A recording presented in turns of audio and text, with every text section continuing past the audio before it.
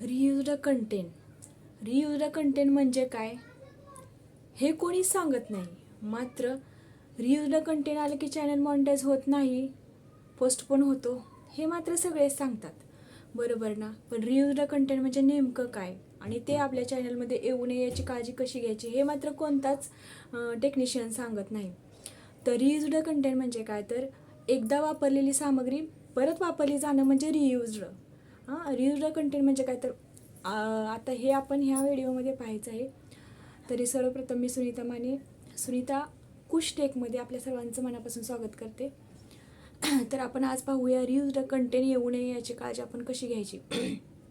कारण रियुज्ड कंटेंट आलं की आपला चॅनलचं मॉनिटायझेशन पोस्टपोन होतं आणि नंतर मग आपल्याला अप्लाय करायला लागतं, हे असं ते तसं. मग त्यामुळं आधीच आपण आपल्या चॅनलमध्ये रियुज्ड कंटेंट येऊ नये ह्याची आधीपासूनच काळजी घ्यायची.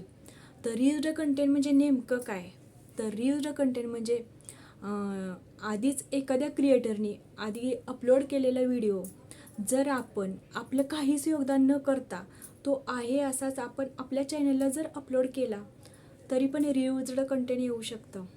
आणि दुसरं म्हणजे रियुज्ड कंटेंट कधी येतं, तर एखाद्या फिल्ममधलं म्युझिक आहे असं आपण लॉंग म्युझिक आहे असं आपल्या चॅनलला अपलोड केलं तरी पण रियुज्ड कंटेंट येऊ शकतं. आणि तिसरं म्हणजे एखाद्या टी व्हीचा शो, लॉंग शो असतो आणि तो आपण आपलं त्याच्यात काहीच योगदान न करता आहे असं आपण आपल्या चॅनलला अपलोड करतो तरी पण रियुज्ड कंटेंट येऊ शकतं.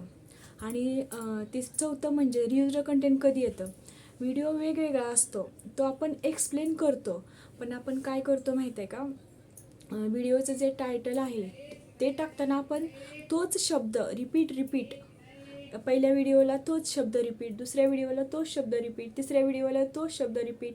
म्हणजे एखाद्या व्रताविषयी जर माहिती सांगत असू तर त्या व्रताचं कसं, म्हणजे समजा एकादशी व्रत, तर आता एकादशी व्रत हे एकादशी वेगवेगळ्या प्रकारचे असतात हे सगळ्यांनाच माहिती आहे आपल्या मराठी यूट्यूबरना.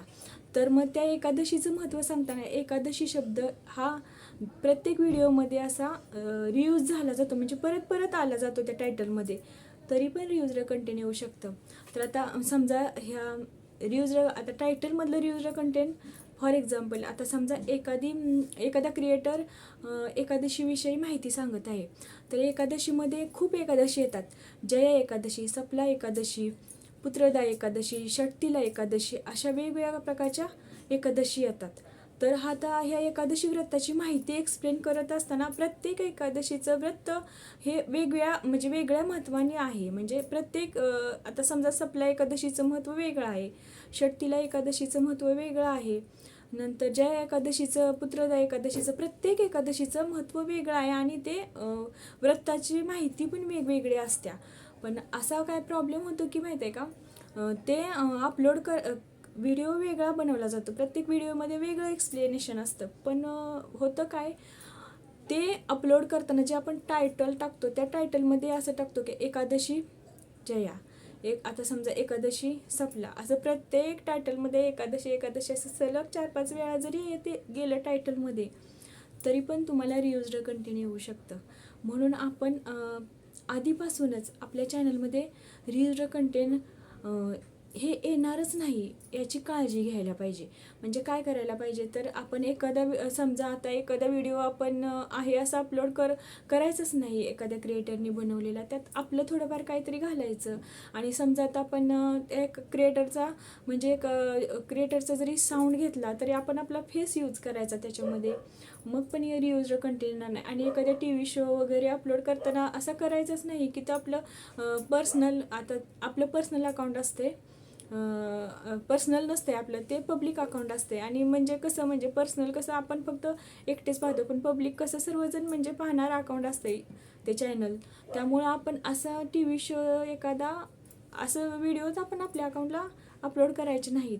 आणि जरी आपण एखाद्या क्रिएटरचे व्हिडिओ अपलोड केले तर त्याच्यामध्ये थोडाफार चेंजेस करायचा, बदल करायचा, आपलं काहीतरी त्याच्यामध्ये घालायचं, तरच तो व्हिडिओ अपलोड करायचा.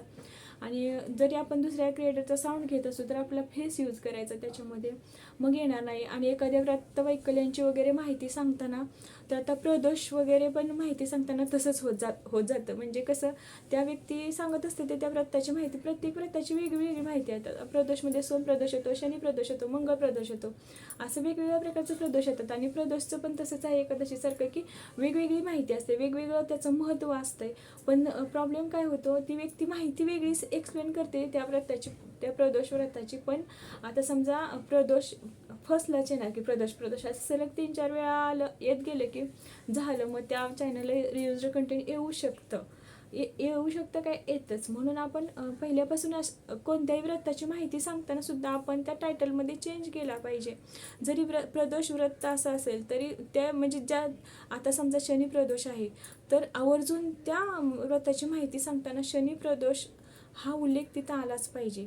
सोमप्रदोषची माहिती सांगताना सोमप्रदोष हा उल्लेख त्या आलाच पाहिजे. कोणत्याही व्रतवैकल्याची माहिती सांगताना, कारण व्रतवैकल्याचे नावं सेम असतात पण त्याचं महत्त्व आणि माहिती वेगवेगळी असते आणि ते एक्सप्लेन केलेली असते. तरी पण कधी कधी रियुज्ड कंटेंट रिपिटेशन आल्यामुळे वर्डचं, मग आपण अशी काळजी घ्यायची की कोणताही व्हिडिओ अपलोड करताना त्याच्या टायटलमध्ये त्या शब्दांचं रिपिटेशन, जे महत्त्वाचं आपण सांगत असतो त्या महत्त्वाच्या ह्याच्याविषयीचं असं रिपिटेशन नाही आलं पाहिजे. तरच तुमच्या चॅनलला मग हे येऊ शकणार नाही, रियुज्ड कंटेंट येऊ शकणार नाही. सगळेजण सांगतात की रियुज्ड कंटेंट, पण प्रत्यक्षात रियुज्ड कंटेंट येतं कसं आणि ते आपण कसं म्हणजे येऊ नये याची काळजी कशी घ्यायचं हे कोणताच टेक्निशियन सांगत नाही. तर खरं तरी हे खूप मग आपल्या मराठी यूट्यूबरना तरी समजणं खूप महत्त्वाचं आहे. तरच मग स्टार्टपासून काम करतानाच प्रत्येक क्रिएटर हा काळजी घेईल की आपल्या चॅनलमध्ये रियुज्ड कंटेंट येणार नाही. आणि रियुज्ड कंटेंट म्हणजे आपण जेव्हा आपलं चॅनल मॉनिटायझेशनला अप्लाय करतो ना, तेव्हा आपण पूर्ण चेकच करायचा पूर्ण चॅनल की असं कुठं झालं नाही, वर्ड रिपिटेशन वगैरे टायटलमध्ये असं कुठं झालं नाही, चेक करूनच आपण अप्लाय करायचा असतो. आणि मग कसं होतं, एकदा अप्लाय केला आणि चॅनलमध्ये रियुज्ड कंटेंट आलं की परत चॅनल ना थोड्या दिवसासाठी पोस्टपोन होतं. मग आपल्याला ते रियुज्ड कंटेंटचं म्हणजे हे करावं लागतं, चेक करून आपल्याला ते डिलीट करावं लागतं. जिथं रियुज्ड कंटेंट आलं आहे ते व्हिडिओ आपल्याला चेक करावे लागतात. हे सगळं आपल्या म्हणजे आपल्याला व्याप लागू नये म्हणून आपण सुरुवातीपासूनच आपल्या चॅनलची खूप काळजी घ्यायची की आपल्या चॅनलमध्ये रियुज्ड कंटेंट नाही आलं पाहिजे. आणि आपलं चॅनल कसं म्हणजे आपण फर्स्ट वेळेसच जेव्हा मॉनिटायझेशनला अप्लाय करू तेव्हा आपलं चॅनल मॉनिटाईजच झाला पाहिजे याची काळजी आपल्या सर्वांनीच घ्यायची. त्याच्यासाठी मी आज रियुज्ड कंटेंट म्हणजे नेमकं काय आणि ते येऊ नये याच्यासाठी मी आज थोडं एक्सप्लेनेशन केलं. मी एवढी मोठी यूट्यूबर नाही आणि मला अँकरिंग पण एवढं छान जमत नाही, तरी पण मी प्रयत्न केला आहे. आणि प्रयत्न कसा वाटला, जर आवडला असेल तर लाईक, सबस्क्राईब आणि कमेंट करायला विसरू नका. तर भेटू आपण पुढच्या व्हिडिओमध्ये.